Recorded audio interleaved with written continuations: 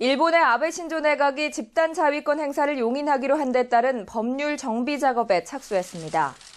가토 가스노부 관방부 장관은 오늘 국가안전보장회의 사무국인 국가안보국에 법안 작성을 위한 작업팀을 30명 규모로 설치했다고 밝혔습니다.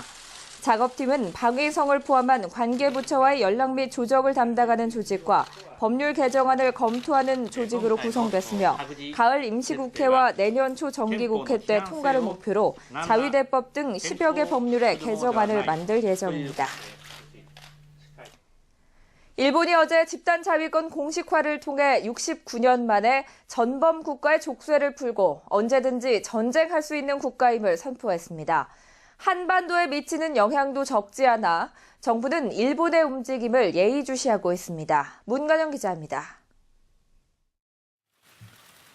일본의 아베 내각은 지난달 연립 여당인 공명당을 설득하기 위해 집단 자위권이 필요한 8가지 이유를 들었습니다. 이 가운데 6개 항이 한반도에서 비상사태가 발생했을 때 미군 함정을 지원하는 내용을 포함하고 있습니다. 우리 정부가 일본의 집단 자위권 공식화에 민감하게 반응하는 이유 중 하나입니다. 우리 정부는 일본이 집단적 자위권을 행사함에 있어 한반도 안보 및 우리 국익에 영향을 미치는 사안은 우리의 요청 또는 동의가 없는 한 결코 용인될 수 없다는 것을 다시 한번 분명히 한다.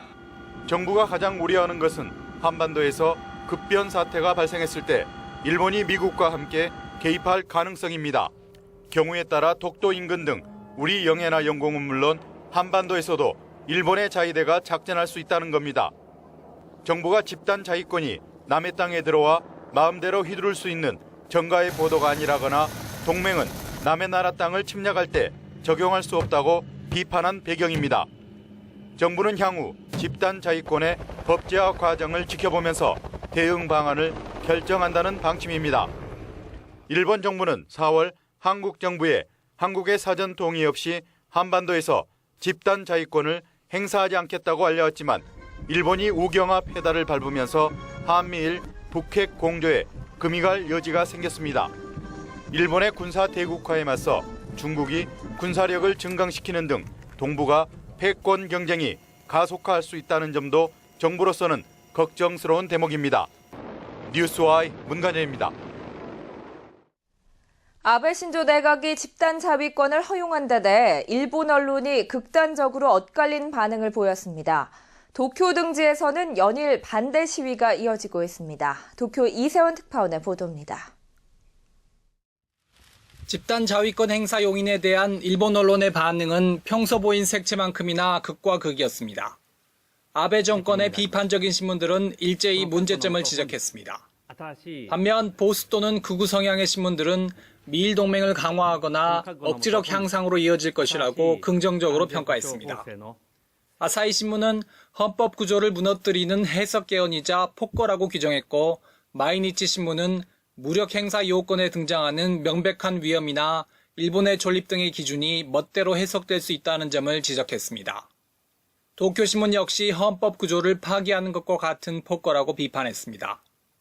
반면 요미우리 신문은 국제사회와 연대를 강화하고 평화를 지키는 역사적 행위라고 평가했으며, 니혼 케이자이 신문은 아시아의 안정을 유지하고 전쟁을 막는 데 도움이 된다고 봤습니다. 산케이 신문은 평화와 안전을 확보하겠다는 일본의 결의를 비로소 제대로 보여주게 됐다고 주장했습니다.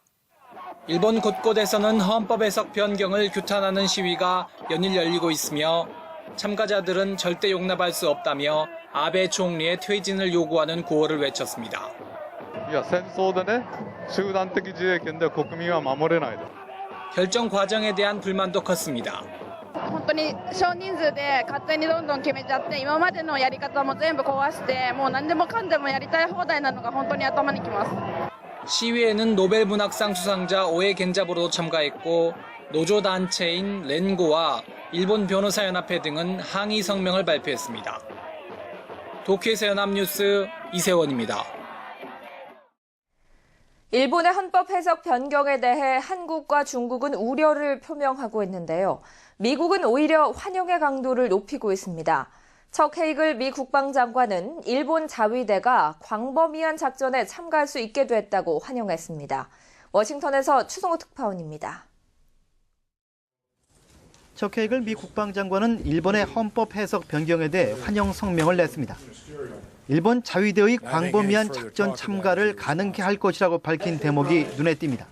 He welcomes the government of Japan's new policy regarding collective self-defense, which will enable the Japan self-defense forces to engage in a wider range of operations and make our alliance even more effective. 벤 로즈 백악관 국가안보회의 부보좌관은 일본이 미국의 안보 파트너로서 국제 질서와 평화 수호에 있어 큰 역할을 하게 될 것이라고 평가했습니다. 일본이 투명한 방식으로 주변 국가의 협의하에 집단 자위권을 행사한다면 오해를 줄이고 영내 안정에도 기여할 것이라고 강조했습니다. We would welcome their continued efforts to engage in diplomatic consultations with the neighbors, to have those discussions, particularly the Republic of Korea. 오노다나 이스노리 일본 방위상은 오는 6일부터 8일까지 미국을 방문해 집단 자위권 방안을 설명할 예정입니다. 미일 양국이 이처럼 한 목소리를 내고 있는 가운데 연말까지로 예정된 미일 방위협력 지침 개정 협상에서 집단 자위권의 구체적인 내용과 방향이 어떻게 정리될지 주목됩니다. 워싱턴에서 뉴스와이 추승호입니다.